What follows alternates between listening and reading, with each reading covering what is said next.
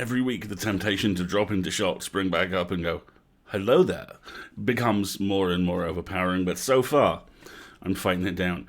Good evening, everybody. Welcome to the show. I'm Alistair. 8 feet to my left is the amazing Marguerite, who'll be with you in chat tonight. Hello, everyone. How are we doing? And we are continuing with the little-known, seldom-used indie cult classic, A Christmas Carol. We have hit, this week, Stave 3. Cult classic. Really? The Brian Blessed Power Hour is upon us. Prepare yourselves. But before we go any further, we need to talk about a couple of things. First off, the just brilliant fan art that we open with this week is by Danny Jerry, and takes my ridiculous running gag about all the various things Peter has claimed he is and turns it into something truly wonderful. Thank you so much for that. There's going to be like a book in it at some point, all the things that Peter has introduced himself as. I'm convinced. Benny Hanna chef. Yeah, just wait until I can figure out how to Retired embed TikToks as opening fan art, because then all y'all are doomed. Oh my god. Yeah, Martin's Other Dad, I think, is my favorite so far. For those of you who are new, we have a very specific structure to the show, a very particular set of skills. Which is mostly to keep us from getting lost. Yes. First off, we have an opening monologue, which changes every week, and is an excuse for you to get comfy, and by comfy we mean find somewhere comfortable to sit or lie, get hydrated, get some food, make sure your pets and your loved ones are cared for. If you need medications, take them. Do all those things that you need to do, and that in this, especially the year of our Lord Keanu 20, none of us prioritize. So for the next 5 minutes, prioritize them. You're worth it. Then, we will continue with A Christmas Carol, and like I say, this week it's Stave 3. And then we close out with a little bit of Magnus Archives related shenanigans. And in amongst all that, we have a couple of other things going on. I have some exciting news this week, which we'll get to after the opening monologue. And a certain member of the team is looking unusually well dressed, even by their very high standards tonight. We've got a lot of fun stuff for you, of course. and you know, we're still collecting ideas for the Peter Power Hour. Just put it this way, they're going to hopefully put Mike and Alistair on a video together, and they're going to give them a script, and then I'm just going to instigate nonsense on top. So, you know, it'll hopefully be fun.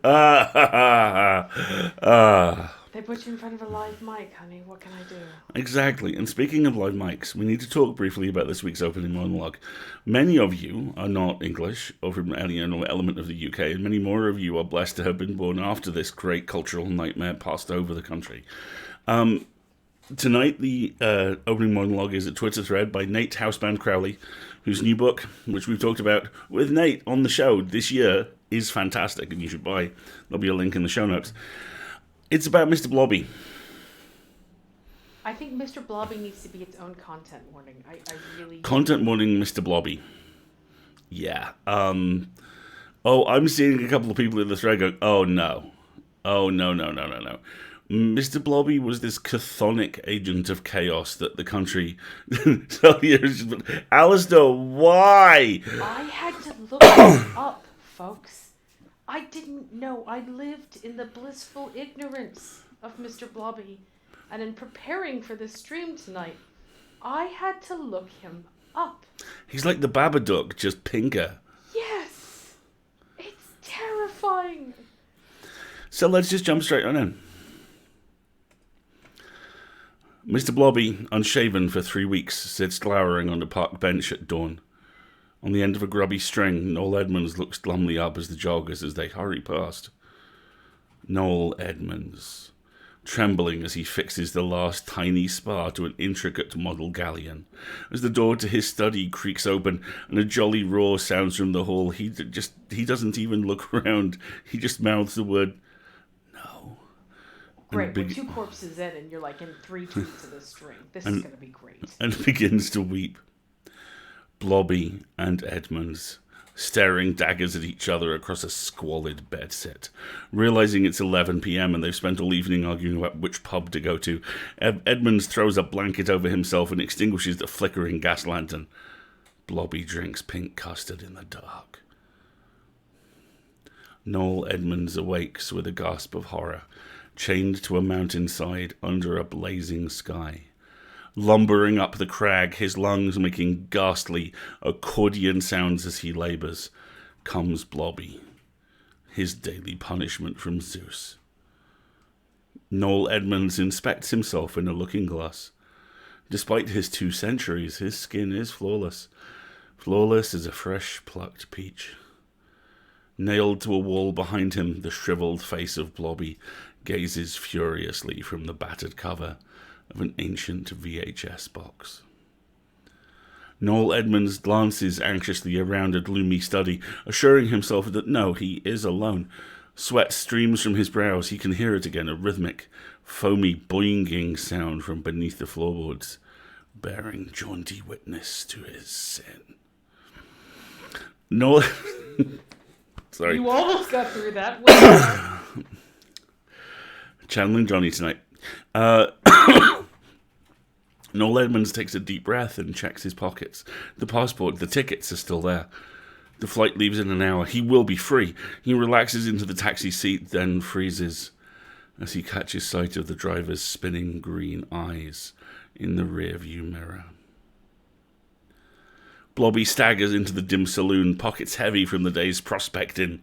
Behind the bar, an immaculately dressed Edmonds smirks and uncaps a bottle of pink custard, ready to sink him back into the penury that keeps him trapped in this god-awful frontier town. Beneath the blazing suns of an alien sky, the arena thunders with inhuman cheers. Out on the blood-stained sand, Blobby and Edmonds lift their rusty maces and offer each other a bitter nod as they prepare to do battle again. "I am returned!" cries Noel, thrusting his chipped sword into the sky as he returns weather-beaten and scarred to his hall. On the dais at its head, Blobby turns from feeding grapes to Edmund's queen and offers him a long, silent sneer. Tell you what, folks, the new max tweet length has done wonders to the Blobby and Edmonds trapped in the hell of their own making content archetype. Anyway, the bosun, eyes red from scurvy, pleads Edmonds to retire from the wheel, but the captain just scowls. Though they are 2,000 miles from land and down to the last barrel of salt gun, she won't turn back, eyes obsessively scanning the horizon for the pink hump that heralds revenge. There he goes, folks.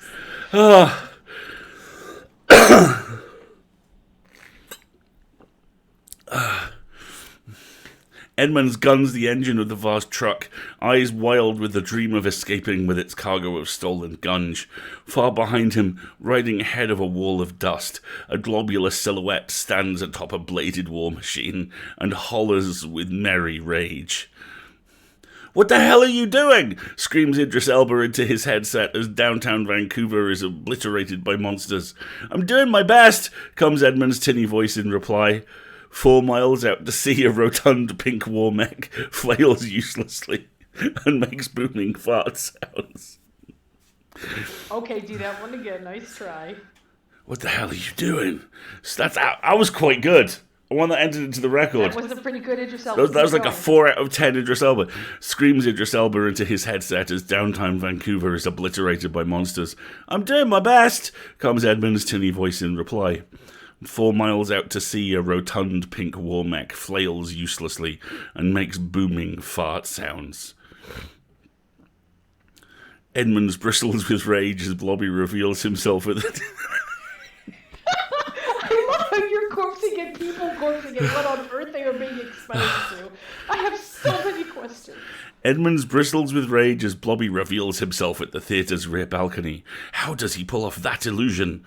Behind the stage curtain, a mound of sightless pink bodies lie as witnesses to the magician's terrible secret. "Nate, you did the prestige! Oh my god!" As the last crackles of lightning ground themselves, Noel dusts himself off and breathes in the spring air. The timeline is restored. But behind him, the towering stone visage of Blobby gazes down from the Lincoln Memorial, waiting for Edmonds to notice. Noel crouches behind a broken wall, clutching his rifle as the bricks splinter under a hail of bullets. To continue the charge now would be madness, but Blobby, grinning mirthlessly beneath the brim of his officer's cap, simply waves his pistol at the enemy lines. A whistle blows. Filthy with volcanic soot, Noel collapses on the fiery mountain slope. Tears leaking past his sausage-shaped grimace, Blobby summons all his strength with a polyphonic howl and lifts his companion onto his shoulders. He can't carry it for Noel, but he can carry Noel. Noel scrambles through the diesel-stinking warren of the citadel, panting behind an iron muzzle. Hot on his heels, a pack of emaciated, chalk-smeared blobbies vault over rusting cars, braying as they race to recapture the large-haired star. "It's over, Blobby," screams Edmunds, feet spread in a fighting crouch on the blazing hillside of Mustafar. "I have the high ground." Blobby simply snarls, whirling eyes lit by the reflection of his crackling blade, and leaps forwards like a beast. Blobby gazes mournfully towards the sea as New York City wakes to a frosty dawn. Safe in his behemoth palm, Noel looks up at last with an expression of sad understanding. All too quickly the moment is gone, stolen like the soft howl of the wind beneath the drone of biplanes.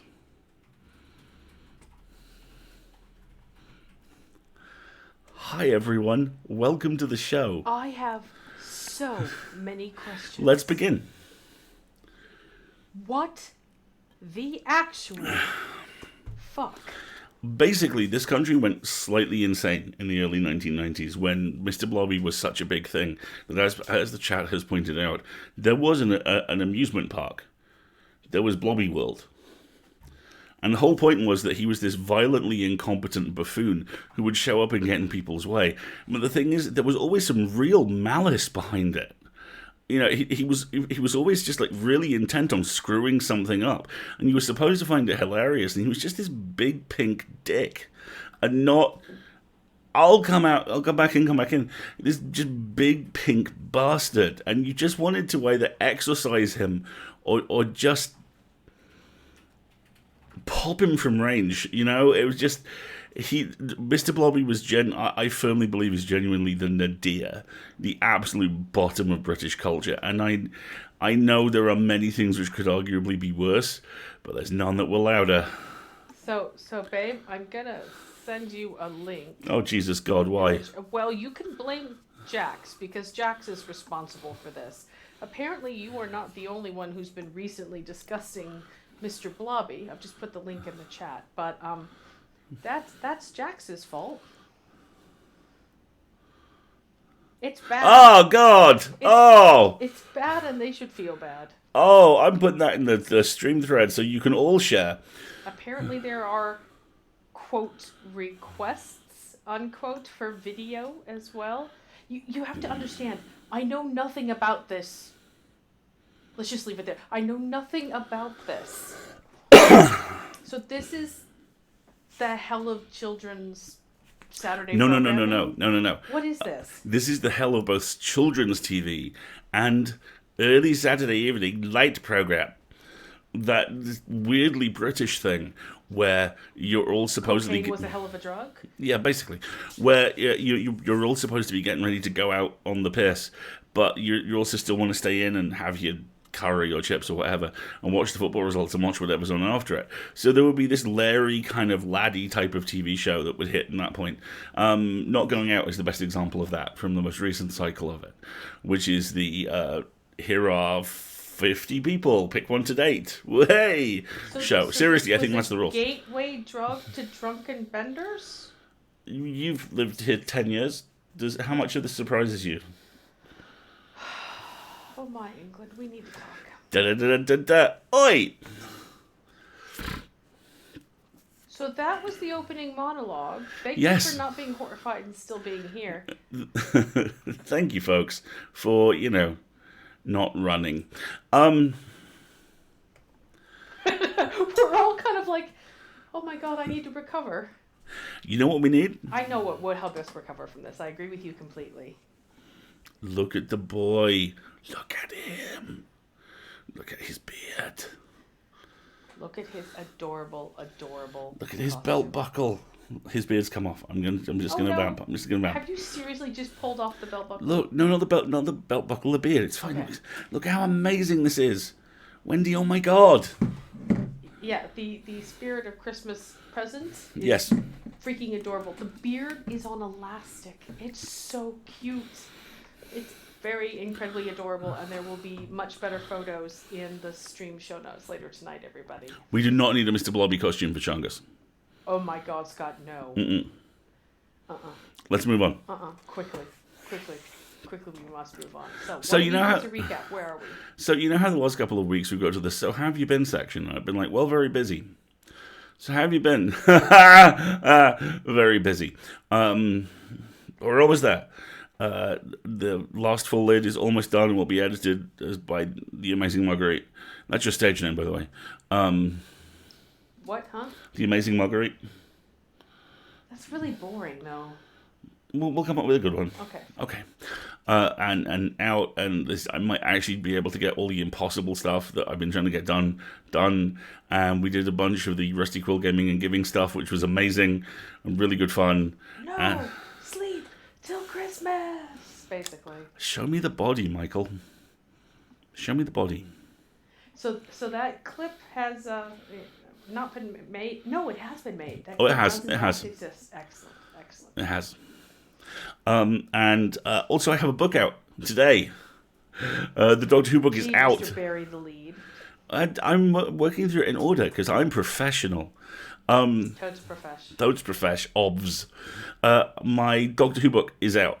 And in ebook form with the print version following very shortly. For those of you who haven't heard me discuss this before, I've done the 50th in a series called Black Archive, which is like 40,000 word critical deep dives into individual episodes of Doctor Who. And they cover the whole show. They go from 1st through to 13th. And they are basically, I came in and did the Day of the Doctor for them, which is the 50th anniversary special back in 2013. And this was a good chunk of my year, and it spent quite a lot of my year kicking me in the brain pan going, you like that? You like that? I've got more. But I got it figured out, and I got it in, and I'll tell you, there's an incredibly nerdy joke in there. There's a joke so ineffably nerdy and pretentious and wanky that when it survived the first edit, I left a note for my editor saying, if this makes it to print, I will send you a cake. And he emailed me yesterday and said, I like fruitcake, here's my address. Yes, we need to give Nice Editor a treat, because Nice Editor lets you get away with your nonsense. And I mean, you folks are familiar with my nonsense. It's why you're here. Yeah, I'm really happy to see it out. And there's a very, very small, really nerdy reason I'm very happy to see it out, aside from the fact that it's a book and it's in print, and that's great. An incredibly nerdy joke and something Alistair wrote? Gasp! I keep Pinterest boards of all the media I interact with across the course of a year. And it's books read, games completed, films watched, all that kind of thing. And the only Pinterest board which is empty so far in 2020 is books published. It's no longer empty. I feel like I need a ta-da sound effect there. Just hands. Oh God, now I want sound effects. Oh crap. Yeah, I've been waiting for that. How about you distract yourself from that by handing me our other new edition, because I think the chat might really like it. What other new edition? Oh yes, our garbage baby! We have a garbage baby now too. Now, how does this work? It's a little dumpster fire. It's a little dumpster fire nightlight. His name is 2020. Yes, their name is 2020. Our lovely, warm, toasty garbage baby. Yes. Specky's like, it's me! It's a nice gender garbage baby. Absolutely. Oh, and I got the little pin, the pin for it as well. For, some glorious day in the future where I wear coats that pin. Also, the other lead we're burying is this. Bumping the microphone? That too. The shirt. Oh, I should see if I can put a link to the art. Oh, I'll have to put that in the stream notes. But yes. Oh, I made a button though. Hold on. My amazing shirt designed by Alex Jack Duffy, which says "WhatsApp Dad." And has a little chungus in it. It has a little chungus in it. It's a treat. Exactly. We'll put a higher res image of the art in the stream notes, okay? So I think that about covers it. Oh my god, there's been so much this week. Oh, we can see in our kitchen again. Yes, we've had several exciting interactions with workmen. One of which was we got up very early yesterday, relatively. Was that yesterday? Yes, it was yesterday. Oh, good lord. To have our dishwasher replaced, and they showed up 5 minutes after the end of the time they said they were coming. No. They called at the end of the time they said they were coming and saying, we're going to be another half an hour. And then they showed up 15 minutes later. Yeah. And we also now have lights in our kitchen, which is impressive given that apparently the lights aren't made anymore, and for them to be fixed permanently, they're going to have to knock a hole in the wall. This is at the same time as one of the 2 lifts you need to take to get from the first floor to the second floor where we live. Yes, think that through. Yes, it has been shut down for a month to be renovated, and we get 3 or 4 deliveries a day. So the stink eye we get from delivery drivers, where they're like, "Why didn't you get here sooner?" And I'm like, "I basically walked from a block away." Is quite a lot. But now we have a light fixed in our kitchen before Christmas and solstice, which is important because it gets so dark so early, and we're like buying lamps constantly. Like everything is covered in streams. There are so many lamps and so many cacti. it's all succulents and Christmas lights, folks, all the way down. Eldritch, we're in the UK, close to London, so where do you live? Hell, sun doesn't come yes. up until close to after 8, close to 9, and it is fully dark by about 3:45. So as Midnight Sing Vogel has just beautifully put it, "Hello, darkness, my old friend. Why are you here? It's 4 p.m." I just put in a stream marker for that, so I can produce the clip. And hopefully we won't get a copyright strike. She wasn't quite finger in one ear, but she was pretty close. Well, I have my headset on. Yeah, this is it. Shall we move on? I feel like we've kept Boz waiting for quite long enough now. Okay. You have to because you didn't explain it on the stream. You just put it in the show notes last week. Charles Dickens' nickname. Charles Dickens, the man who, when you think of him, you imagine the poshest English author to ever posh in English, was Boz. B-O-Z/Z, delete as applicable. Not only this, but I'm reliably informed by my good friend Chloe Yates, who is something of a student of authority on Mr. Dickens, that said nickname was stolen back from his younger brother, which Dickens, or as he now calls himself, Boz, had given him because he decided it sounded cooler. Boz. A Christmas Carol. Great Expectations. Boz. As I described him in the stream notes last week, one of the titans of Western literature chose a nickname which makes him sound like the Larry midfielder who got illegally drunk at school once and punched a car. Jax, why don't you go ahead and share that link? Because that's your fault. What link? Jax has shared a link to somebody's Warhammer model painted like Mr. Blobby. And it is a thing of horrible, terrible beauty. And we will put a link to it in the show notes. Oh, there it is. Oh, there it is in the stream. Okay, you're going to make Alistair look at this right now, aren't you? Crumbs. I'm serious. Brace for this. This is not a pretty... Oh, that is not right. Oh, is that candy and it's flesh? Yeah, I think so. Oh, come on now. Oh, that's burning itself onto my eyelids. I can sense it. If I dream about this, Jax, I know where you live. The really, really scary thing is that Nate actually does a bunch of the official Warhammer 40,000 fiction anyway. Isn't he writing a new something or other? He's writing a thing, I believe, based on one of the orc groups, which is basically an orc interrogation that goes exactly as hilariously and brutally wrong as you could possibly hope it would.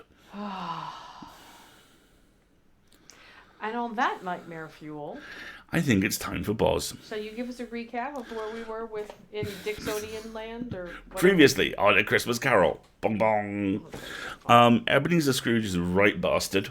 and was still years later disgustingly smug about the fact that he had outlived his partner Jacob Marley. He's a miser. He's a skinflint, whatever acceptable term you want to use for someone who's just cheap and mean and cruel. That's Ebenezer Scrooge. As the Muppets themselves once put it, here comes Mr. Skinflint, fuck that guy. Not the actual lyrics.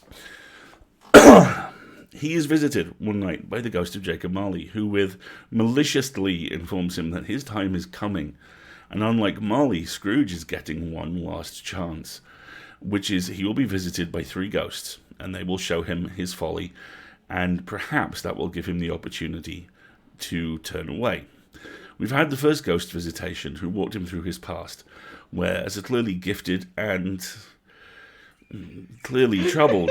Content warning, inappropriate Muppet attributions. Thank you. As a clearly gifted and clearly, and I'm being charitable here, vastly troubled child, he was largely left alone at school on holidays before his sister, who did not live terribly long, came and got him, and their home life, which is clearly extremely turbulent, improved. So for a while he was happy, and we actually saw 2 points at which Scrooge was genuinely happy. Once was then, the other was in the employ of Mr. Fizzywig, who he apprenticed under, and who is very, very clearly Fozzie Bear. But time went on. Scrooge drank the Kool-Aid, as it were, and went full capitalist, dumped the love of his life, and decided that the one true love that he had was money, and proceeded down the route towards the hell he now finds himself in. A hell he is about to share with the second ghost.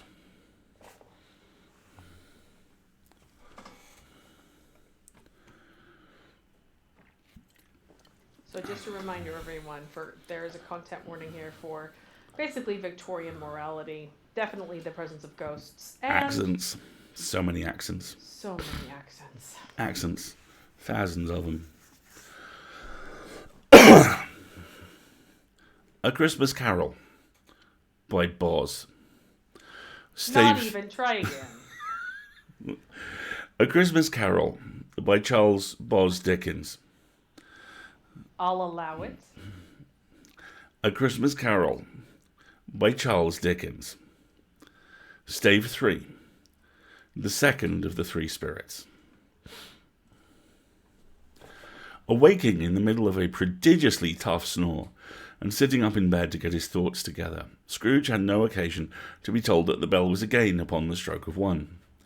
He felt that he was restored to consciousness in the right nick of time for the especial purpose of holding a conference with a second messenger dispatched to him through Jacob Marley's intervention. Sidebar on that one, we'll be talking about it after we're done, but finding that he turned uncomfortably cold when he began to wonder which of his curtains this new spectre would draw back, he put every one of them aside with his own hands, and lying down again, established a sharp lookout all around the bed. For he wished to challenge the spirit on the moment of its appearance, and did not wish to be taken by surprise, and made nervous. Gentlemen of the free and easy sort, who plume themselves on being acquainted with a move or two, and being usually equal to the time of day, express the wide range of their capacity for adventure by observing that they are good for anything from pitch and toss to manslaughter. Between which a remarkably broad range. It kind of is. Between which opposite extremes, no doubt, there lies a tolerably wide and comprehensive range of subjects. Without venturing for Scrooge quite as heartily as this, I don't mind calling on you to believe that he was ready for a good broad field of strange appearances, and that nothing between a baby and a rhinoceros would have astonished him very much. Now, being prepared for almost anything, he was not by any means prepared for nothing.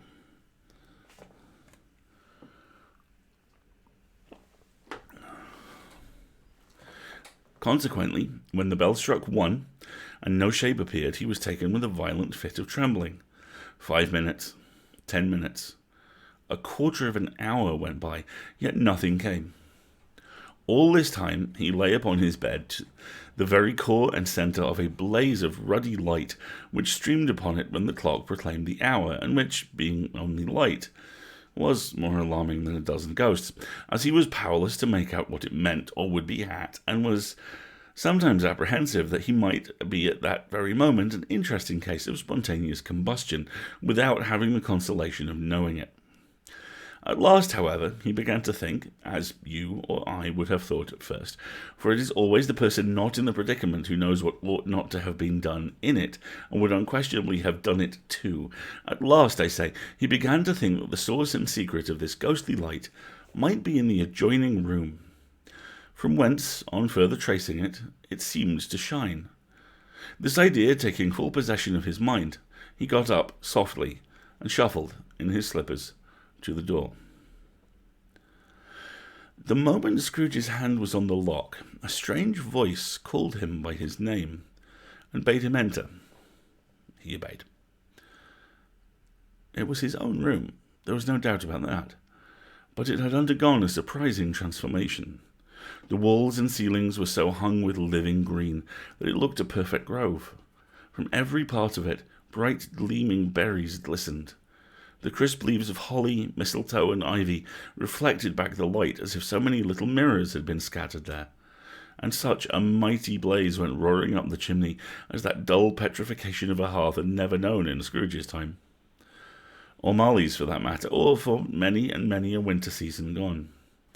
Heaped up on the floor to form a kind of throne were turkeys, geese, game, poultry, brawn, great joints of meat, sucking pigs, long wreaths of sausages, mince pies, plum puddings, barrels of oysters, red-hot chestnuts, cherry-cheeked apples, juicy oranges, luscious pears, immense twelfth cakes, and seething bowls of punch that made the chamber dim with a delicious steam. In easy state upon the couch there sat a jolly giant, glorious to see, who bore a glowing torch in shape not unlike Plenty's horn, and held it up, high up, to shed its light on Scrooge, as he came peeping round the door. "Come in!" exclaimed the ghost. "Come in! Don't be better!" Scrooge entered timidly and hung his head before the spirit. He was not the dogged Scrooge he had been, and though the spirit's eyes were clear and kind, he did not like to meet them. "I am the ghost of Christmas Present," said the spirit. "Look upon me." Scrooge reverently did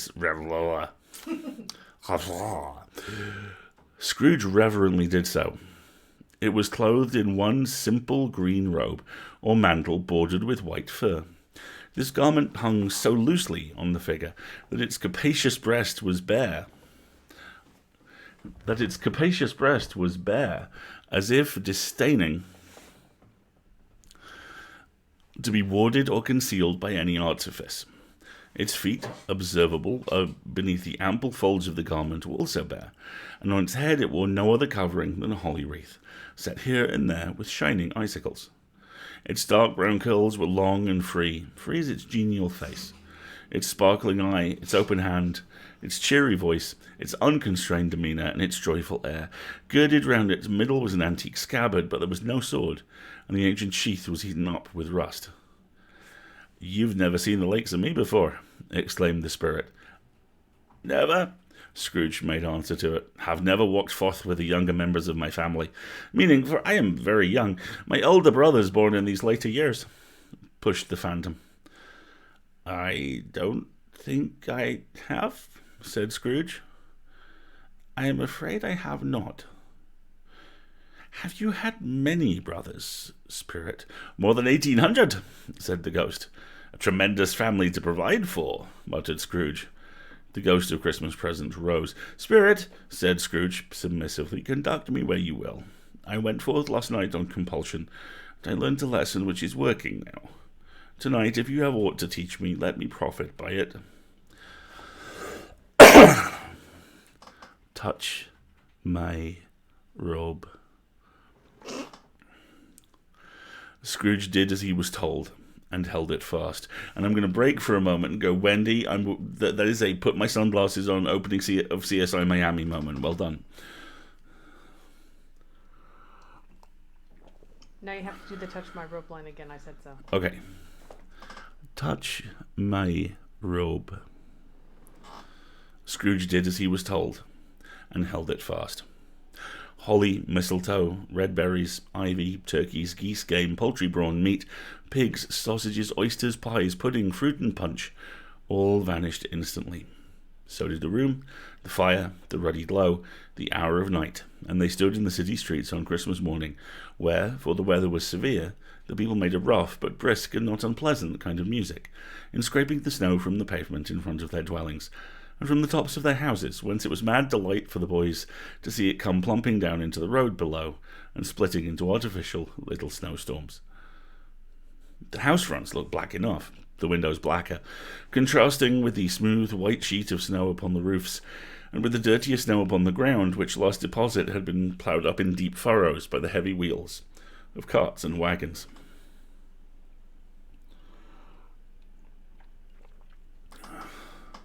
Furrows that crossed and recrossed each other hundreds of times, where the great streets branched off and made intricate channels, hard to trace in the thick yellow mud and icy water.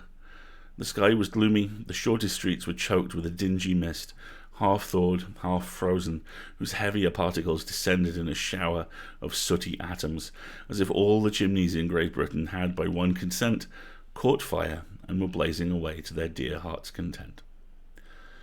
There was nothing very cheerful in the climate or the town, and yet there was an air of cheerfulness abroad, that the clearest summer air and brightest summer sun might have endeavoured to diffuse in vain. For the people who were shovelling away on the housetops were jovial and full of glee, calling to one another from the parapets and now and then exchanging a facetious snowball, better-natured missile far than a more wordy jest, laughing heartily if it went right, not less heartily if it went wrong. The poulterers' shops were still half open, the fruiterers were radiant in their glory. There were great round pot-bellied baskets of chestnuts, shaped like the waistcoats of jolly old gentlemen, lolling at the doors and tumbling out into the street in their apoplectic opulence. Nice turn Get of in, phrase, nailed it.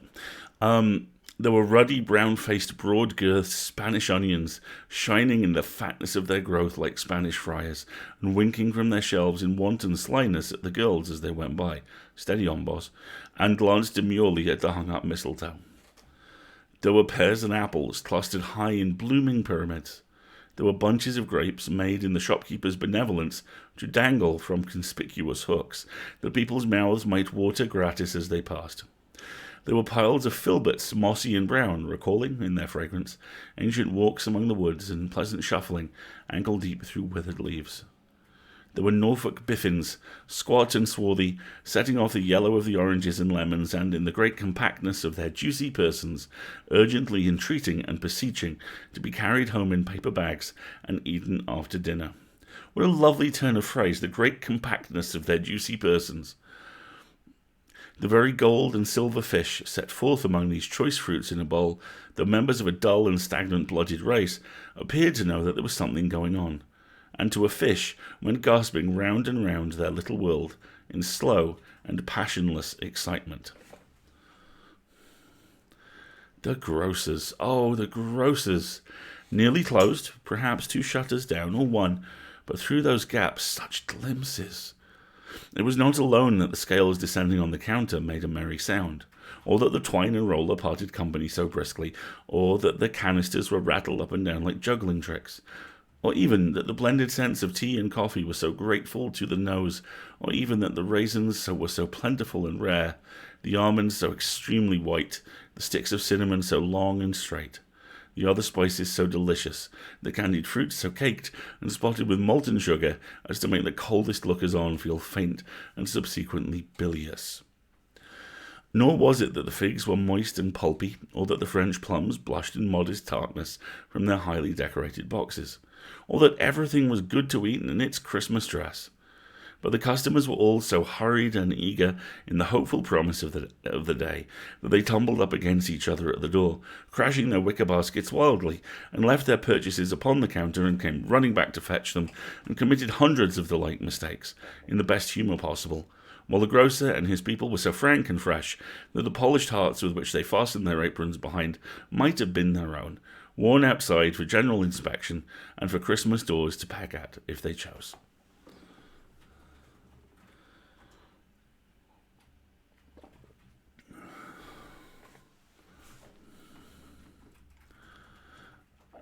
But soon the steeples called good people all to church and chapel, and away they came, flocking through the streets in their best clothes and with their gayest faces. And at the same time there emerged from scores of by-streets, lanes, and nameless turnings innumerable people carrying their dinners to the bakers' shops. The sight of these poor revellers appeared to interest the spirit very much, because he stood with Scrooge beside him in a baker's doorway, and, taking off the covers as their bearers passed, sprinkled incense on their dinners from his torch. And it was a very uncommon kind of torch, for once or twice, when there were angry words between some dinner carriers who had jostled each other, he shed a few drops of water on them from it, and their good humour was restored directly, for they said it was a shame to quarrel upon Christmas Day, and so it was. God love it, so it was. In time the bells ceased, the bakers were shut up, and yet there was a genial shadowing forth of all these dinners in the progress of their cooking, in the thawed blotch of wet above each baker's oven, where the pavement smoked as if its stones were cooking too. "Is there a peculiar flavour in what you sprinkle from your torch?" asked Scrooge. "There is, my own." "Would it apply to any kind of dinner on this day?" asked Scrooge. "To any kindly given. To a poor one most." "Why to a poor one most?" "Because it needs it most." "Spirit," said Scrooge, after a moment's thought. "It's not cocaine." I'm sorry, his own sprinkle flavor has just done me in. Move on. "I'm fine, give me a sec." No, you're not. "Spirit," said Scrooge after a moment's thought, "I wonder you, of all the beings in the many worlds about us, should desire to cramp these people's opportunities of innocent enjoyment." "I?" cried the spirit. "You would deprive them of their means of dining every seventh day, often the only day on which they can be said to dine at all," said Scrooge. "Wouldn't you?" "I?" cried the spirit. "You seek to close these places on the seventh day," said Scrooge, "and it comes to the same thing." "I seek!" exclaimed the spirit. "Forgive me if I am wrong. It has been done in your name, or at least in that of your family," said Scrooge. "There are some upon this earth of yours," returned the spirit, "who lay claim to know us, and who do their deeds of passion, pride, ill will, hatred, envy, bigotry, and selfishness in our name, who are as strange to us and all our kith and kin as if they had never lived.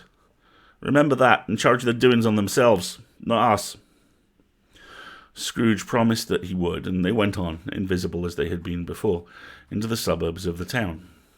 It was a remarkable quality of the ghost, which Scrooge had observed at the baker's, that notwithstanding his gigantic size, he could accommodate himself to any place with ease, and that he stood beneath a low roof quite as graceful and like a supernatural creature. He's a supernatural creature, his accent can shift, as it was possible he could have done in any lofty hall. And perhaps it was the pleasure the good spirit had in showing off the power of his, or else it was his own kind, generous, hearty nature, and his sympathy with all poor men, that led him straight to Scrooge's clerks, for there he went, and he took Scrooge with him. Holding on to his robe, and on the threshold of the door the spirit smiled, and stopped to bless Bob Cratchit's dwelling with the sprinkling of his torch. Think of that. Bob had but 15 bob a week himself. He pocketed on Saturdays but 15 copies of his Christian name, and yet the ghost of Christmas present blessed his 4-roomed house. Then up rose Mrs. Cratchit, Cratchit's wife, dressed out but poorly in a twice-turned gown, but brave in ribbons, which are cheap and make a goodly show for sixpence, and she laid the cloth, assisted by Belinda Cratchit, second of her daughters, also brave in ribbons, while Master Peter Cratchit plunged a fork into the saucepan of potatoes, and getting the corners of his monstrous shirt-collar, Bob's private property, conferred upon his son and heir, in honour of the day, into his mouth, rejoiced to find himself so gallantly attired, and yearned to show his linen in the fashionable parks. And now 2 smaller Cratchits, boy and girl, came tearing in, screaming that outside the baker's they had smelt the goose, and known it for their own, and basking in luxurious thoughts of sage and onion. These young Cratchits danced about the table, and exalted Master Peter Cratchit to the skies, while he, not proud, although his collars nearly choked him, blew the fire until the slow potatoes, bubbling up, knocked loudly at the saucepan lid to be let out and peeled. What has ever got your precious father, then? Said Mrs. Cratchit. And your brother, Tiny Tim? And Martha went as late last Christmas Day by half an hour. Here's Martha, mother, said a girl, appearing as she spoke. Here's Martha, mother, cried the two young Cratchits. Hurrah, there's such a goose, Martha. Why, bless your heart alive, my dear, how late you are, said Mrs. Cratchit, kissing her a dozen times and taking off her shawl and bonnet for her with officious zeal. We'd a deal of work to finish up last night, replied the girl, and had to clear away this morning, mother. Well, never mind so long as you are come, said Mrs. Cratchit. Sit ye down before the fire, my dear. Have a warm, Lord bless ye. No, there's father coming, cried the two young Cratchits, who were everywhere at once. Hide, Martha, hide! So Martha hid herself, and in came little Bob, the father, with at least 3 feet of comforter exclusive of the fringe hanging down before him, and his threadbare clothes darned up and brushed to look seasonable, and Tiny Tim upon his shoulder. Alas for Tiny Tim, he bore a little crutch, and had his limbs supported by an iron frame. Why, where's our Martha? Cried Bob Cratchit, looking around. Not coming, said Mrs. Cratchit. Not coming, said Bob, with a sudden dissension in his high spirits, for he had been Tim's blood horse all the way from church, and had come home rampant. Not coming upon Christmas Day? Martha didn't like to see him disappointed, even if it were only in joke, so she came out. Let's not talk about blood horse, shall we? So she came out prematurely from behind the closet door and ran into his arms, while the two young Cratchits hustled Tiny Tim and bore him off into the wash-house, that he might hear the pudding singing in the copper. Now, how did little Tim behave? Asked Mrs. Cratchit, when she had rallied Bob on his credulity, and Bob had hugged his daughter to his heart's content. Good as gold, said Bob, and better. Somehow he gets thoughtful, sitting by himself so much. Thinks the strangest things you ever heard. He told me, coming home, that he hoped the people saw him in the church because he was a cripple. It might be pleasant to them to remember upon Christmas Day who made lame beggars walk and who made blind men see. Bob's voice was tremulous when he told them this. Trembled more when he said that Tiny Tim was growing strong and hearty. His active little crutch was heard upon the floor, and back came Tim before another word was spoken, escorted by his brother and sister to his stool before the fire, and while Bob, turning up his cuffs as if, poor fellow, they were capable of being made more shabby, compounded some hot mixture in a jug with gin and lemons, and stirred it round and round, and put it on the hob to simmer. Master Peter and the two ubiquitous young Cratchits went to fetch the goose, with which they soon returned, in high procession. Such a bustle ensued that you might have thought a goose the rarest of all birds, a feathered phenomenon, to which a black swan was a matter of course, and in truth it was something very like it in this house. Mrs. Cratchit made the gravy, ready beforehand in a little saucepan, hissing hot. Master Peter mashed the potatoes with incredible vigour. Miss Belinda sweetened up the apple sauce, Martha dusted the hot plates, Bob took Tiny Tim beside him in a tiny corner at the table. The two young Cratchits set chairs for everybody, not forgetting themselves, and mounting guard upon their posts, crammed spoons into their mouths, lest they should shriek for goose before their turn came to be helped. At last the dishes were set on, and grace was said. It was succeeded by a breathless pause, as Mrs. Cratchit, looking slowly all along the carving knife, prepared to plunge it in the breast. But when she did, and when the long-expected gush of stuffing issued forth, one murmur of delight arose all around the board, and even Tiny Tim, excited by the two young Cratchits, beat on the table with the handle of his knife, and feebly cried, "Hurrah!"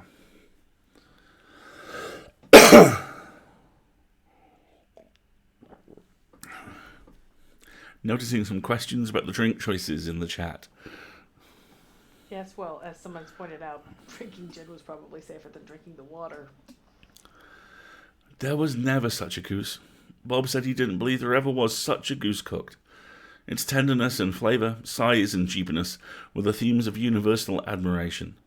Eked out by applesauce and mashed potatoes, it was a sufficient dinner for the whole family. Indeed, as Mrs. Cratchit said with great delight, surveying one small atom of a bone upon the dish, they hadn't ate it all at last. Yet every one had had enough, and the youngest Cratchits in particular were steeped in sage and onion to the eyebrows. But now, the plates being changed by Miss Belinda, Mrs. Cratchit left the room alone, too nervous to bear witnesses, to take the pudding up and bring it in. Suppose it should not be done enough. Suppose it should break in turning out. Suppose somebody should have got over the wall of the backyard and stolen it while they were merry with the goose. A supposition at which the two young Cratchits became livid. All sorts of horrors were supposed. Hello! A great deal of steam. The pudding was out of the copper. A smell like a washing day. That was the cloth. A smell like an eating house and the pastry cooks next door to each other, with the laundresses next door to that, and that was the pudding. In half a minute, Mrs. Cratchit entered, flushed, smiling proudly, with the pudding like a speckled cannonball, so hard and firm, blazing in half a quartern of ignited brandy, and bedlit with Christmas holly stuck into the top. Oh, a wonderful pudding, Bob Cratchit said, and calmly too. That he regarded it as the greatest success achieved by Mrs. Cratchit since their marriage. And wait a minute, he says that sitting at the table with 4 of their children. Yes. Oh my. Kids, I love the pudding more than all of you. Shut up. Good job, Bob. Mrs. Cratchit said that now the weight was off her mind, she would confess she'd had doubts about the quantity of flour. Everybody had something to say about it, but nobody said or thought it was at all a small pudding for a large family. It would have been heresy to do so. Any Cratchit would have blushed to hint at such a thing. At last the dinner was all done. The cloth was cleared, the hearth swept, and the fire made up. The compound in the jug being tasted and considered perfect, apples and oranges were put upon the table, and a shovelful of chestnuts on the fire. Then all the Cratchit family drew round the hearth in what Bob called a circle, meaning half a one, and at Bob Cratchit's elbow stood the family display of glass, 2 tumblers, and a custard cup, without the handle. These held the hot stuff from the jug, however, as well as golden goblets would have done, and Bob served it out with beaming looks, while the chestnuts on the fire sputtered and cracked noisily. Merry Christmas to us all, my dears. God bless us, which all the family re-echoed. God bless us, everyone, said Tiny Tim, the last of all.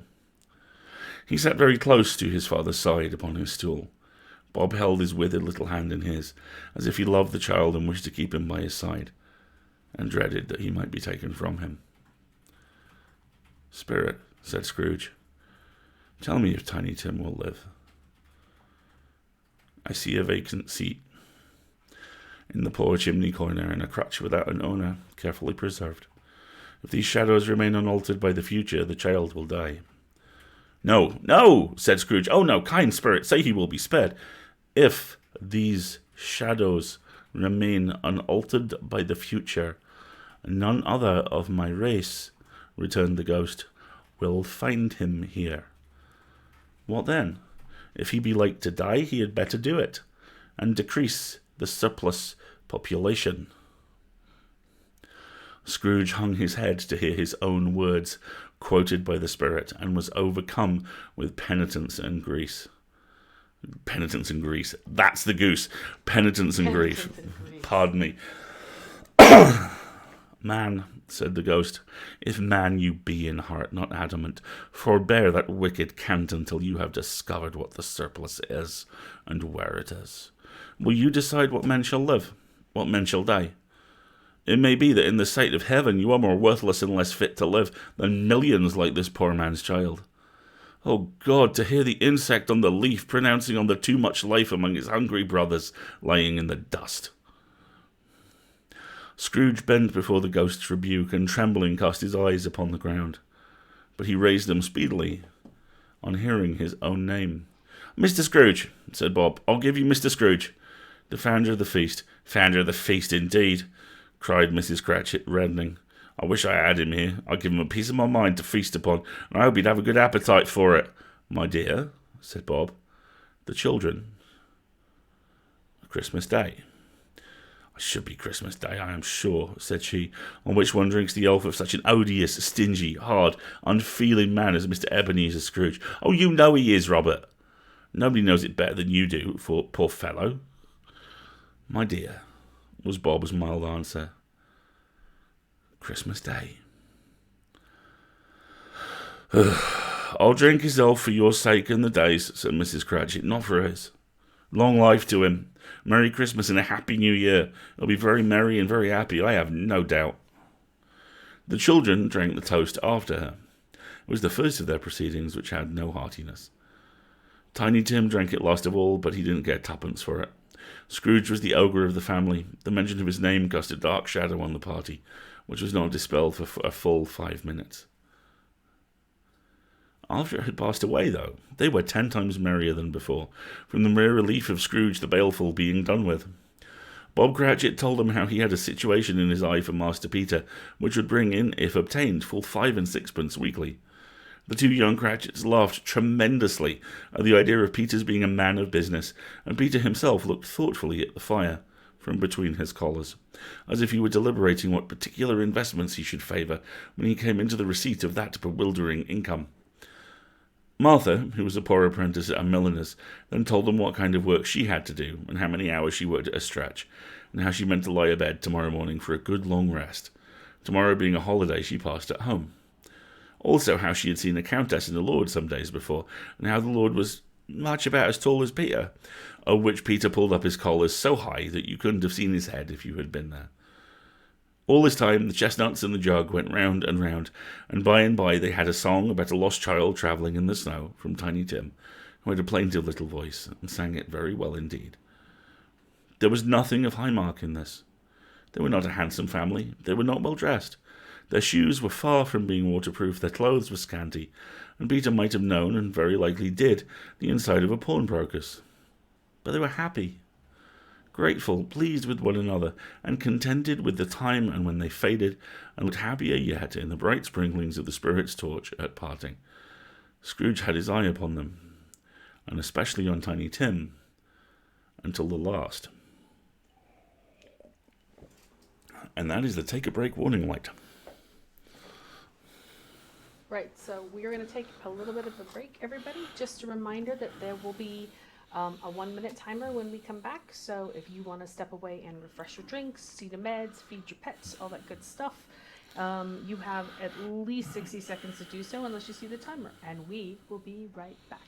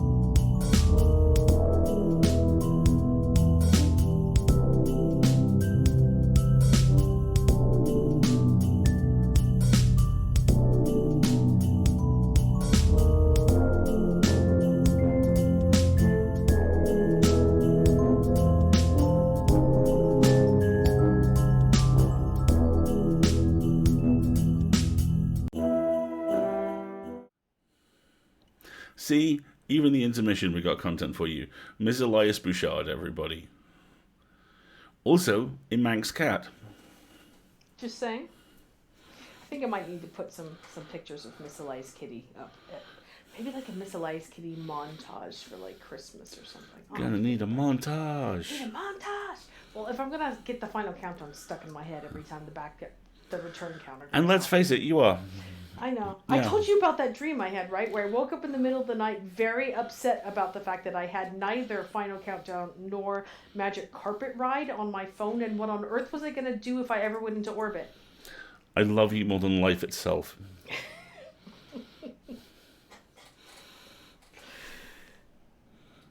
Meanwhile, back in Victorian Christmas times. By this time it was getting dark, and snowing pretty heavily, and as Scrooge and the Spirit went along the streets, the brightness of the roaring fires in kitchens, parlours, and all sorts of rooms was wonderful. Here, the flickering of the blaze showed preparations for a cosy dinner, with hot plates baking through and through before the fire, and deep red curtains ready to be drawn to shut out cold and darkness. There, all the children of the house were running out into the snow to meet their married sisters, brothers, cousins, uncles, aunts, and be the first to greet them.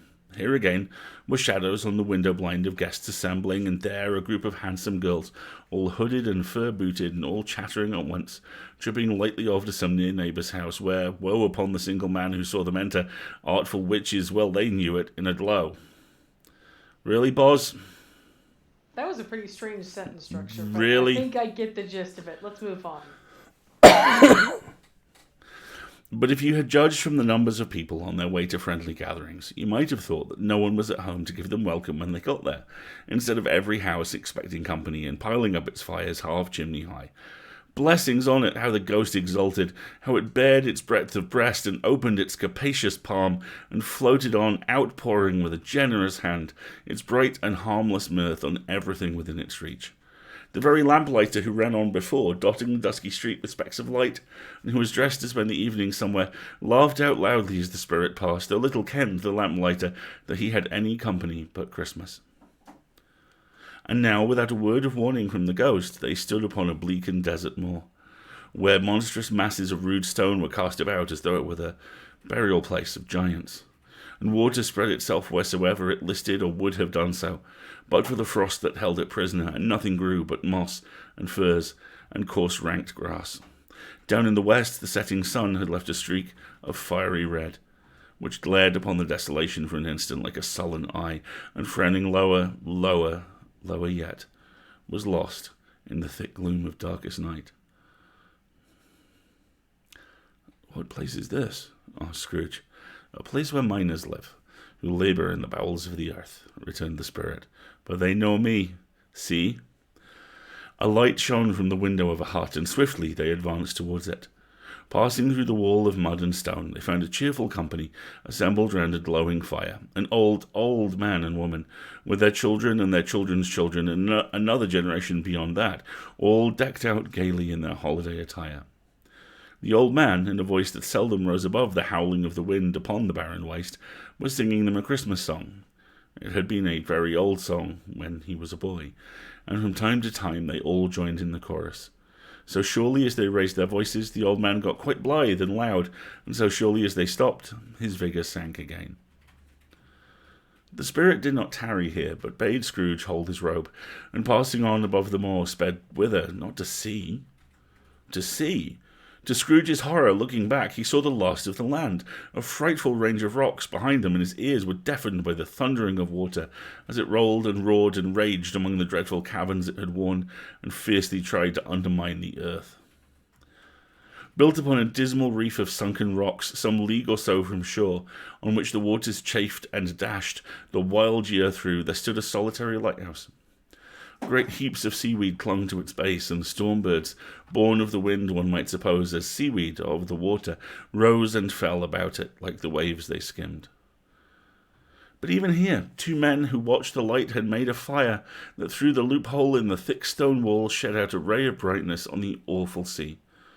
Joining their horny hands over the rough table at which they sat, they wished each other Merry Christmas in their can of grog, and one of them, the elder too, with his face all damaged and scarred with hard weather, as the figurehead of an old ship might be, struck up a sturdy song that was like a gale in itself. I'm just going to leave the chat to absorb all of that for a moment, because that was a lot to absorb. Yes, let's. Yes. Sometimes words change meanings.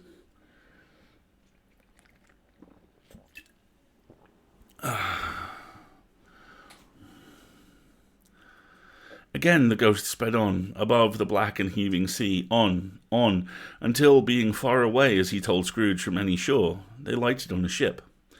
They stood beside the helmsman at the wheel, the lookout in the bow, the officers who had the watch, dark, ghostly figures in their several stations, but every man among them hummed a Christmas tune, or had a Christmas thought, or spoke below his breath to his companion of some bygone Christmas day, with homeward hopes belonging to it. And every man on board, waking or sleeping, good or bad, had had a kinder word for another on that day than on any day in the year, and had shared to some extent in its festivities, and had remembered those he cared for at a distance, and had known that they delighted to remember him. It was a great surprise to Scrooge, while listening to the moaning of the wind, and thinking what a solemn thing it was to move on through the lonely darkness, over an unknown abyss whose depths were secrets as profound as death. It was a great surprise to Scrooge, while thus engaged, to hear a hearty laugh. It was a much greater surprise to Scrooge to recognise it as his own nephew's, and to find himself in a bright, dry, gleaming room, with the spirit standing smiling by his side, and looking at that same nephew with approving affability. Laughed Scrooge's nephew. If you should happen, by any unlikely chance, to know a man more blessed in a laugh than Scrooge's nephew, all I can say is I should like to know him too. Introduce him to me. I'll cultivate his acquaintance. It is a fair, even-handed, noble adjustment of things, that while there is infection and disease and sorrow, there is nothing in the world so irresistibly contagious as laughter and good humour. When Scrooge's nephew laughed in that way, holding his sides, rolling his head, twisting his face into the most extravagant contortions, Scrooge's niece by marriage laughed as heartily as he, and their assembled friends, being not a bit behindhand, roared out lustily.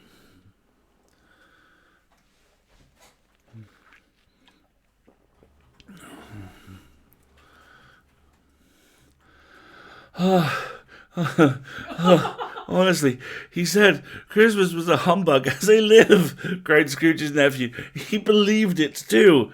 More shame for him, Fred, said Scrooge's niece indignantly. Bless these women, they never do anything by halves. They are always in earnest.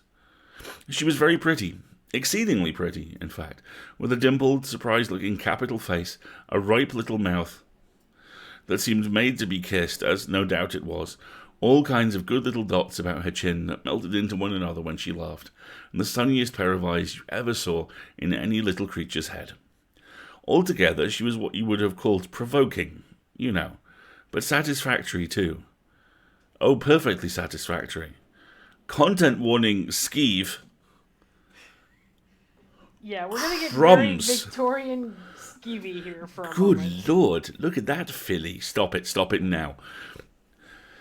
He's a comical old fellow, said Scrooge's nephew. That's the truth. Not so pleasant as he might be. However, his offences carry their own punishment, and I have nothing to say against him. I'm sure he is very rich, Fred, hinted Scrooge's niece. At least you always tell me so. What of that, my dear? Said Scrooge's nephew. His wealth is of no use to him. Don't do any good with it. Don't make himself comfortable with it. He hasn't the satisfaction of thinking that he's ever going to benefit us with it. I have no patience with him, observed Scrooge's niece. Scrooge's niece's sisters, and all the other ladies, expressed the same opinion. Oh, I have, said Scrooge's nephew. I'm sorry for him. I couldn't be angry with him if I tried.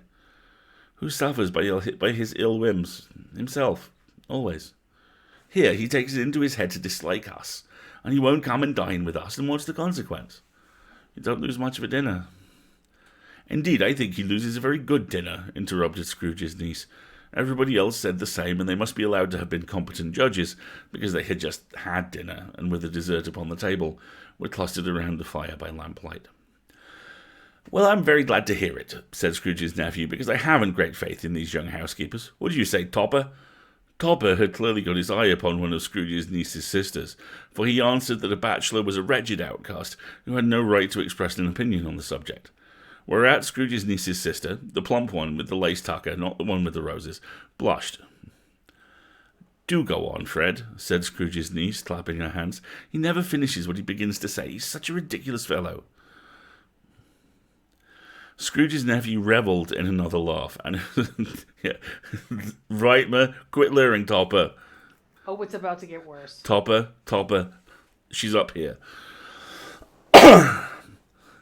"Do go on, Fred," said Scrooge's niece, clapping her hands. "He never finishes what he begins to say. He's such a ridiculous fellow." Scrooge's nephew revelled in another laugh, and as it was impossible to keep the infection off, though the plum sister tried hard to do it with aromatic vinegar, his example was unanimously followed. "I was only going to say," said Scrooge's nephew, "that the consequence of his taking a dislike to us, and not making merry with us, is, as I think, that he loses some pleasant moments, which could do him no harm. I am sure he loses pleasanter companions than he can find in his own thoughts, either in his mouldy old office or his dusty chambers. I mean to give him the same chance every year, whether he likes it or not, for I pity him. He may rail at Christmas till he dies, but he can't help thinking better of it. I defy him if he finds me going there in good temper year after year and saying, 'Uncle Scrooge, how are you?' If it only puts him in the vein to leave his poor clerk £50, that's something, and I think I shook him yesterday." It was their turn to laugh now at the notion of his shaking Scrooge, but being thoroughly good-natured, not much caring what they laughed at, so they laughed at any rate, he encouraged them in their merriment, and passed the bottle joyously. After tea they had some music, for they were a musical family and knew what they were about, when they sung a glee or a catch. Especially Topper, who could growl away in the bass like a good one and never swell the large veins in his forehead, or get red in the face over it. Scrooge's niece played well upon the harp, and played among other tunes a simple little air, a mere nothing, you might learn to whistle it in 2 minutes, which had been familiar to the child who fetched Scrooge from the boarding school, as he had been reminded by the ghost of Christmas past. When this strain of music sounded, all the things the ghost had shown him came upon his mind. He softened more and more, and thought that if he could have listened to it often years ago, he might have cultivated the kindnesses of life for his own happiness, with his own hands, without resorting to the sexton's spade that buried Jacob Marley. But they didn't devote the whole evening to music. After a while they played at forfeits, for it is good to be children sometimes, and never better than at Christmas, when its mighty founder was a child himself. Stop! There was first a game at Blindman's Bluff, of course there was, and I no more believe Topper was really blind than I believe he had eyes in his boots.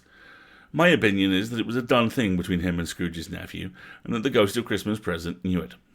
The way he went after that plump sister in the lace tucker was an outrage on the credulity of human nature, knocking down the fire irons, tumbling over the chairs, bumping against the piano, smothering himself among the curtains. Wherever she went, there went he. He always knew where the plump sister was. He wouldn't catch anybody else. If you had fallen up against him, as some of them did, on purpose, he would have made a feint of endeavouring to seize you, which would have been an affront to your understanding, and would instantly have sidled off in the direction of the plump sister. She often cried out that it wasn't fair, and it really was not, but when at last he caught her, when in spite of all her silken rustlings and her rapid flutterings past him, he got her into a corner where there was no escape, wow, then his conduct was the most execrable. For his pretending not to know her, his pretending that it was necessary to touch her headdress, and further to assure himself of her identity, by pressing a certain ring upon her finger and a certain chain about her neck, was vile, monstrous. No doubt she told him her opinion of it, when, another blind man being in office, they were so very confidential together, behind the curtains.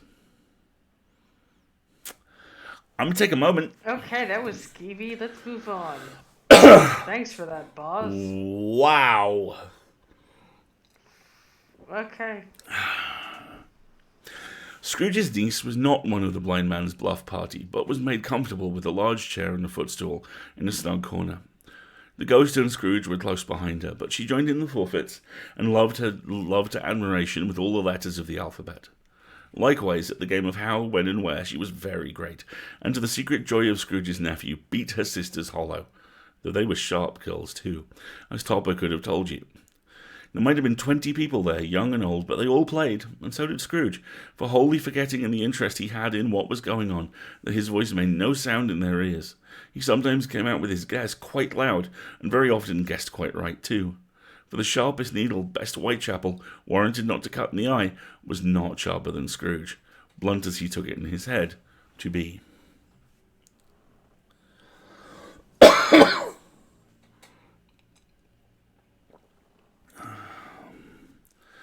The ghost was greatly pleased to find him in this mood, and looked upon him with such favour that he begged like a boy to be allowed to stay until the guests departed.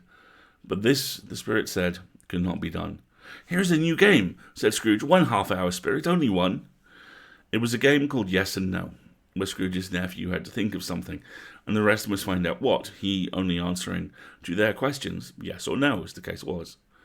The brisk fire of questioning to which he was exposed elicited from him that he was thinking of an animal, a live animal, rather a disagreeable animal, a savage animal, an animal that growled and grunted sometimes, and talked sometimes, and lived in London, and walked about the streets, and wasn't made a show of, and wasn't led by anybody, and didn't live in a menagerie, and was never killed in a market, and was not a horse, or an ass, or a cow, or a bull, or a tiger, or a dog, or a pig, or a cat, or a bear. At every fresh question that was put to him, this nephew burst into a fresh roar of laughter, and was so inexpressibly tickled that he was obliged to get up off the sofa and stamp. At last, the plump sister, falling into a similar state, cried out, "I've found it out! I know what it is, Fred! I know what it is!" "What is it?" cried Fred. Fried Fred. Cried Fred. "It's your Uncle Scrooge." Which it certainly was. Admiration was the universal sentiment, though some objected that the reply to "Is it a bear?" ought to have been yes, insomuch as an answer in the negative was sufficient to have diverted their thoughts from Mr. Scrooge, supposing they had ever had any tendency that way. "He has given us plenty of merriment, I am sure," said Fred, "and it would be ungrateful not to drink his health. Here is a glass of mulled wine ready to our hand at the moment, and I say, Uncle Scrooge!" "Well, Uncle Scrooge," they cried, "a Merry Christmas and a Happy New Year to the old man, wherever he is." "Whatever he is," said Scrooge's nephew. "He wouldn't take it from me, but may he have it nevertheless." Uncle Scrooge. Uncle Scrooge had imperceptibly become so gay and light of heart that he would have pledged the unconscious company in return and thanked them in an inaudible speech if the ghost had given him time. But the whole scene passed off in the breath of the last word spoken by his nephew, and he and the spirit were again upon their travels. Much they saw, far they went, and many the homes they visited, but always with a happy end. The spirit stood beside sick beds, and they were cheerful. On foreign lands, they were close to home. By struggling men, and they were patient in their greater hope. By poverty, and it was rich. In almshouse, hospital, jail, in misery's every refuge, where vain man in his little brief authority had not made fast the door and barred the spirit out, he left his blessing, and taught Scrooge his precepts. It was a long night, if it were only a night, but Scrooge had his doubts of this, because the Christmas holidays appeared to be condensed into the space of time they passed together. It was strange, too, that while Scrooge remained unaltered in his outward form, the ghost grew older, clearly older. Scrooge had observed this change, but never spoke of it until they left a child's 12th night party, when, looking at the spirit as they stood together in an open place, he noticed that its hair was grey.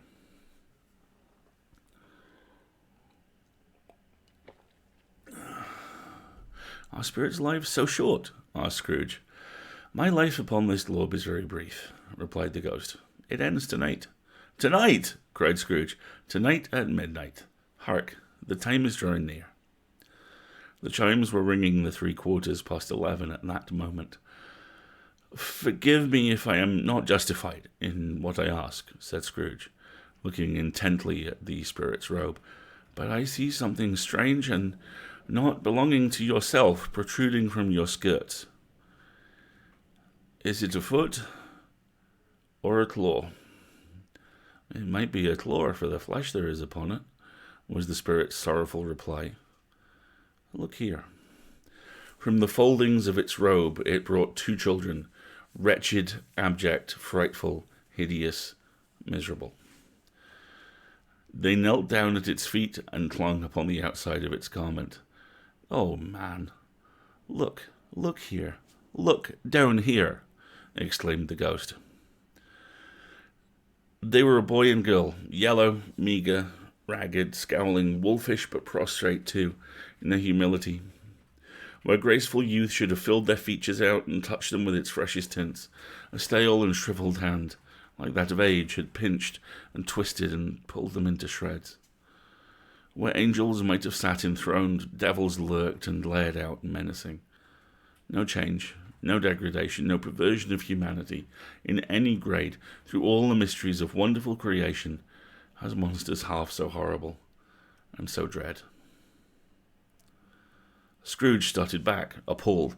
Having them shown to him in this way, he tried to say they were fine children, but the words choked themselves rather than be parties to a lie of such enormous magnitude. "Spirit, are they yours?" Scrooge could say no more. "They are man's," said the spirit, looking down upon them, "and they cling to me, appealing from their fathers. This boy is ignorance, this girl is want. Beware them both, and all of their degree, but most of all beware this boy, for on his brow I see that written which is doom, unless the writing be erased." "Deny it!" cried the spirit, stretching out its hand towards the city. "Slander those who tell it ye. Admit it for your factious purposes, and make it worse, and bide the end." "Have they no refuge or resource?" cried Scrooge. "Are there no prisons?" said the spirit, turning on him for the last time with his own words. "Are there no workhouses?" The bell struck 12. Scrooge looked about him for the ghost and saw it not. As the last stroke ceased to vibrate, he remembered the prediction of old Jacob Marley, and lifting up his eyes beheld a solemn phantom, draped and hooded, coming like a mist along the ground towards him. End of Stave 3. Dun, dun, dun. You know the thing I really like about that?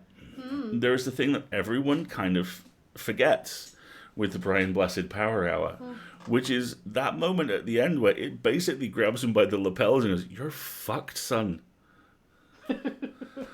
You know, there is a lot of anger wrapped up in the Ghost of Christmas Present, which always gets underplayed a little bit. I wonder if it's kind of paralleled in the fact that the ghost only lives the day and ages, and how he gets to the end and sees how Scrooge has had a good old time but hasn't repented, and how he's just literally plays for all. Yeah. Oh, yeah, absolutely. And because that ties into their differing approaches to memory as well. He lives perpetually in the moment, so he never gets to see the payoff. Yeah. Here, Christmas is great, but you're a mess, so sort that. Exactly. That. I mean, we're not going to talk about Topper, because, you know... Oh my god. It's like a Sex Pest comedy. The star of the first ever episode of To Catch a Predator. Ugh. We have a bread lick in the chat. It looks like from Wendell's. Nice. You want to read it? Let's find it. "My name is Ghost, and when it's night, and Scrooge's fear is burning bright, I show him scenes all round the globe, and challenge him to touch my robe." Nicely done. Yeah, that very much has Chat's one brain cell. There is a lot of very sus stuff in here, isn't there? Yeah, very much so. You know what I think we need? You think we need perfect timing? I think we do, in fact, need some shenanigans. Shenanigans. Shenanigans. So there's one I put in your documents, which I shamelessly pilfered from the Discord, because there's been so many requests for this. Hold on. Is it? I have a feeling you're going to have a lot of fun. Okay. You might, I didn't mean to use Tim Moose there. I was trying to go for shenanigans. Zoom. Anyway, but yeah, have fun with this. Show me the body, Johnny.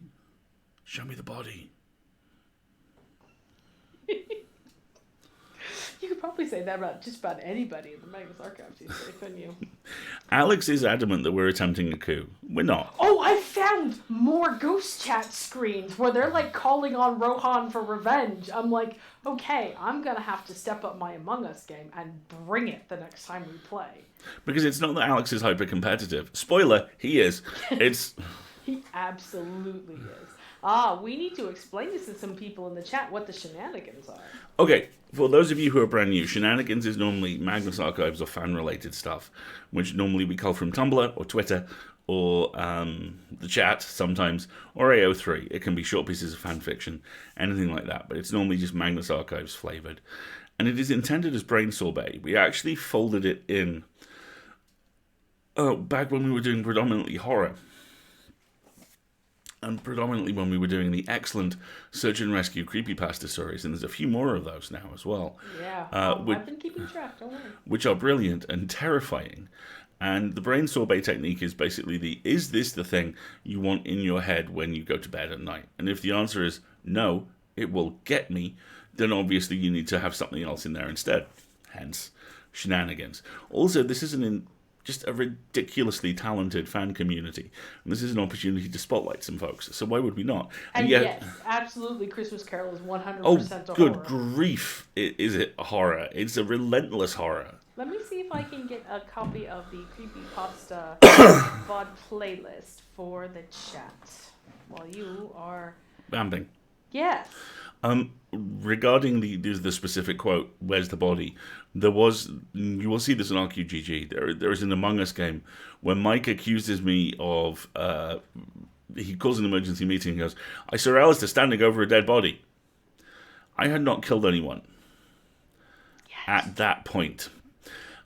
So there's 3 minutes of this increasingly panicked Among Us discussion with me just going, "Show me the body, Michael. Show me the body, Michael. Show me the body, Michael. Show me the body, Michael. Where's the body, Michael? Is there a body? Show me the body, Michael."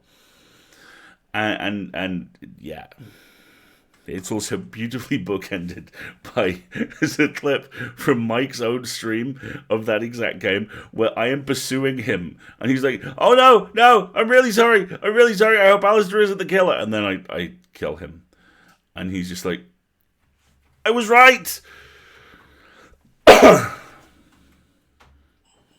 Yeah, it being captured on video was, of course, the best part. See, Yes. That's the other thing we need to figure out is we need to figure out a way we can play Among Us so that both our screens are visible at the same time, because nobody could see you. They could just see me, and you got to be super, super sneaky. So yes, got to see it from Mike's but you also got to eat crudité in the most clearly guilty of murder way ever. I do rage eat carrot sticks. That is correct. Right, let's do some more shenanigans.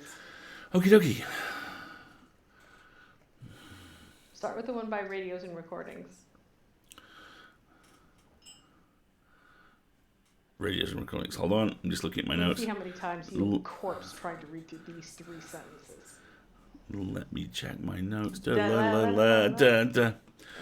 So the 6th time that this is from Radios and Recordings, and is that what you're generally about? Gay horror. Is the heading on the Tumblr page. So the 6th time they get divorced is because Elias brings them to a fancy avatar party, and Peter keeps pronouncing hors d'oeuvres as horse divorce. My grandma would call them horse duvers. I loved it. There's an old Bottom Live joke, which is, "Do you care for a horse duvet?" Along similar lines. I really like the idea of him going, "Elias, could you get me one of those horse divorces? They were delicious." And on like the 5th time, Elias is like, "Fine, sign this." He brings them on a tray with the divorce papers, and I just see Simon falling out the window in the background. Whee! A horse is divorced, of course. Nicely done, Compost. Nicely done. Real quick, by the way, I actually had a revelation about A Christmas Carol reading it tonight. This entire story is actually about Jacob Marley. And how he's dead? No, about how Jacob Marley is such a fearsomely good negotiator that he has persuaded the powers that be to give Scrooge one more chance. It is so a bromance. In return for shaving some time off his chain.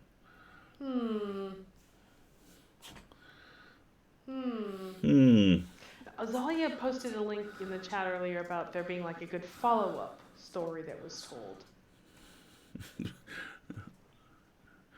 Do I get the horses in the divorce, Peter? I'm just saying. These have mushrooms in them. And horses have divorced over. Peter, for God's sake.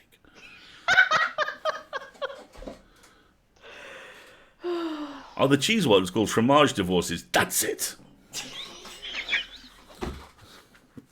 Yep, that's a clip marker. Oh, look. The divorce fromage. Ah!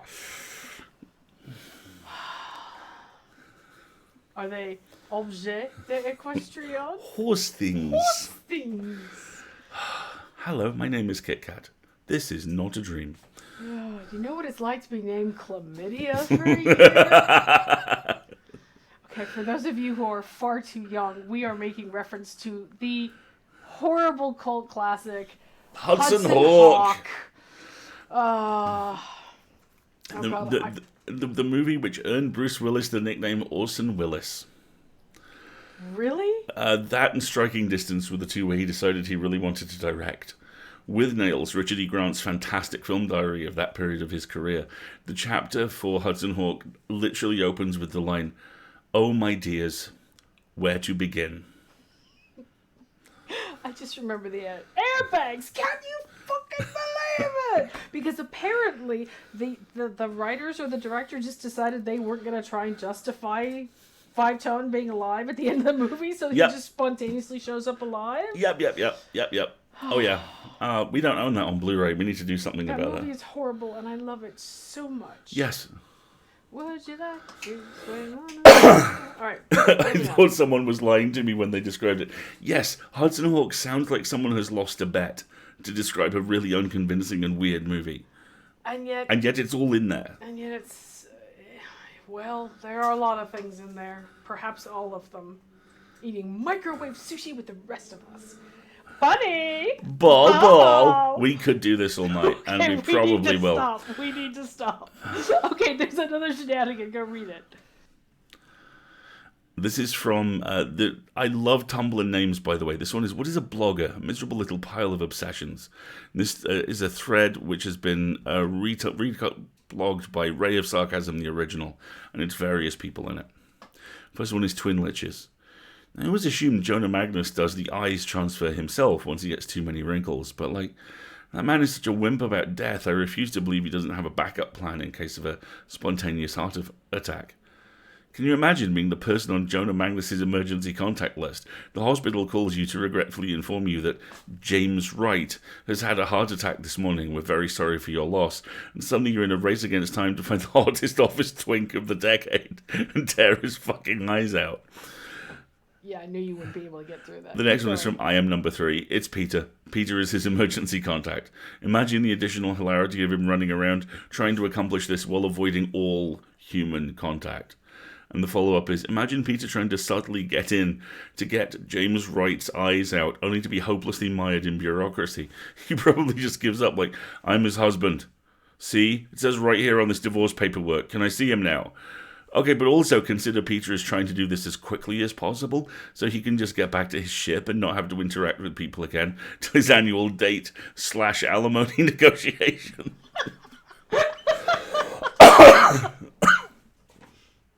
With Jonah. So by the time he actually makes it to the Magnus Institute, eyeballs in hand, his patience is wearing thin. He casts his glance around, sees Elias is like, yeah, this guy is suitable, and does the switch. Jonah is furious, because him, really? Yes, Elias is attractive and admittedly has a great voice, but he's also a stoner and is currently working as a filing clerk with no prospects.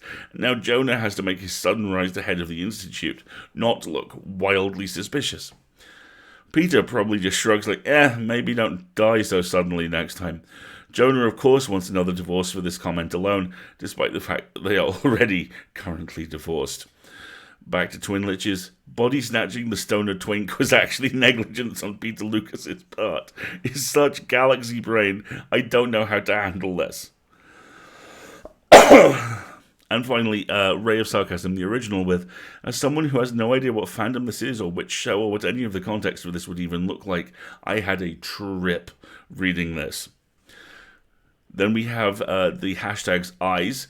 Eyes? What are they doing with the eyes? Eye snatching to battle death? Is this a married couple thing? Or just a general gay thing? Wait, do I need to figure out how to snatch eyes now too? They didn't mention this in my Getting Your Gay License guidebook. What show even is this? Body snatching the stoner twink was actually negligence on Peter Lucas's part? I am having a wild time. My head's trying to come up with ways of how that could all make sense, and the possibilities are endless. Why does Peter have to avoid human contact? I mean, mood, but is it a curse? Or just a preference? I'm really working off the basis that there is magic involved in all of this. Please no one tell me if I'm wrong. And the response to that is, your tags. I am screaming. Oh, no, keep reading, then there's some more. Oh god, there is. Brilliant. More tags. Then there's hashtag this is so funny, oh my god, hashtag lonely eyes, hashtag just like eye shenanigans as a love-hate language, hashtag TMA, a serious and well-thought-out podcast with some of the best writing and characterization and representation in any piece of media, hashtag TMA fandom, Eldritch Romantic Comedy Hour. Yeah. Yeah, that's all legit. That's totally... That is all absolutely legit. One of these days I'm really tempted to, like, do a shenanigans where we just put you on Tumblr and have you start poking around the various TMA Lonely Eyes hashtags and see what we get.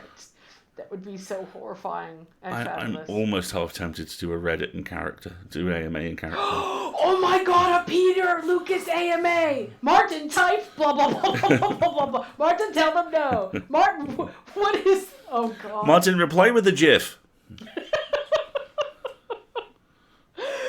Oh my god. Get one from the folder. The cardboard folder I left. Oh. Hold on, I think there's a floppy disk somewhere. Okay, I'm saving that one for RQGG next year. Peter Lucas AMA. Hello, Internet. My name is Peter Lucas. Peter can only respond in the form of short videos. Ask me anything. Martin, why am I holding a sign in front of the computer? Can the computer see me? Can the Internet see me, Martin? What's happening? I want some tea.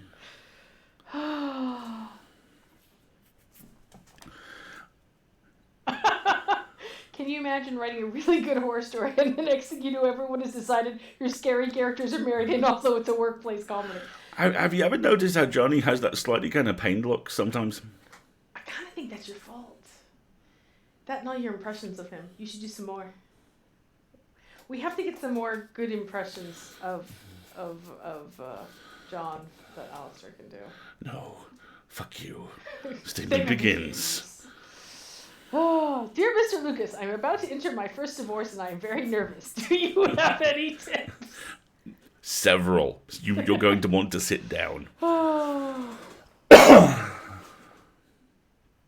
I think that's everything we have for tonight. I think it is. And honestly, regarding the whole kind of fandom, workplace comedy, horror thing, I genuinely think the reason Johnny looks a little stunned sometimes is, look at where he is.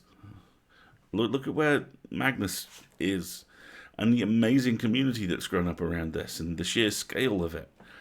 And I mean, this is hard. Oh, honey, we totally missed one. Go on. It's in the chat right there from Jax. Oh, yeah, you of course. remember the thing that woke me up at it did not wake me up, but I saw it at like 1:30 in the morning and called you and while you were watching that horrible TV show. Oh yes, of course. I'll tell you about the TV show in a minute. Find it? Yeah. That one.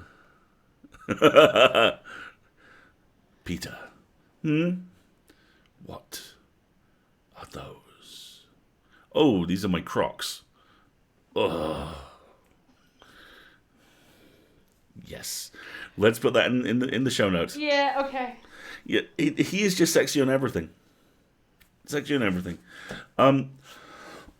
But yeah, I mean, it's a 5-year achievement. This thing is essentially, and this will date me horribly, this thing is essentially Horror Babylon 5. And I remember seeing photos of J. Michael Straczynski at the end of those 5 years, and oh boy, yeah. So he's doing great. They're all doing fantastically well. And I'm really excited to see how it ends, which will clearly be with, hello. You look a little lonely. Don't you wish? All right. Anyway, where are we findable next time? Mm-hmm. This coming Sunday, we have the fourth part of The Last Campfire. The Last Camp. Peter, I get the Crocs and the divorce. You can have the horse divorce. You can have the horse divorce, but I want the Crocs. You can have the horses in the divorce. I want the Crocs. Yes. We'll be on the fourth section of The Last Campfire, which we're playing through at the moment, which is just deeply lovely, and is weirdly by the same people that did No Man's Sky, and is the least No Man's Sky-ian video game I've ever encountered. Average playthrough time is 5 hours. I think We're on hit at hour least 6. 6 or 7. But, Yeah. it's us. So it's possible we might wrap it up next time. I'm not sure. It doesn't feel like it. I'm not sure. No. But But it's really sweet and really nice, and there's some fun puzzles in there, and everyone's an adorable little kind of hoodie-wearing gremlin. And so that's 10 till 12 on Sunday, and that will be fun. Mm-hmm. And then we're back here for Stay 4, which, in the immortal words of Gillian Dennison from Hunt for the Wilder People, is where shit gets real. And it's apparently having a fantastic costuming item delivered for Chungus. Yes, which I am I'm very excited giddy about. at the thought of the Chungus costume that approacheth. Yep. That's it. That's what we've got on. Yeah. Other than that, we're going to try and take a little time off for the holidays. Let's see how that goes. I'm sure that will go very well. We will, of course, Christmas Carol will be every Wednesday till it's done. Mm-hmm. And then we're going to take a look at what we want to do next. Yeah, I think we need to start scouting for some suggestions for what we might want to do next. So if you have any thoughts, and don't forget, if you have any of those super passive-aggressive type A personality one-a-day office calendars that you want to recommend for us for reasons, then please do send them our way. There'll be links and show notes after the stream for both Elster and I on Twitter if you want to send them our direction. Yeah. So there we go. Mm-hmm. Thank you so much, folks. This is, as ever, a highlight of the week. Thank you for, I'm not even going to say putting up with our shenanigans, gleefully enabling our shenanigans and dancing around the fire with us. Yeah. Dancing on the fire, throwing fire, bringing more fire. Exactly. Discussing whether or not we need a bit more fire. Oh, too much fire. A little bit too much fire. Ooh, more fire. Bit more fire. Yeah. It's like cheese for Christmas. Yes. Exactly. So. Thank you, Beastrogen. So, yeah, we will see you next time, which will be Sunday, 10 till 12, and then come back here for Stave 4. Who are you going to call? Not Scrooge. Never Scrooge. Next Wednesday at 10.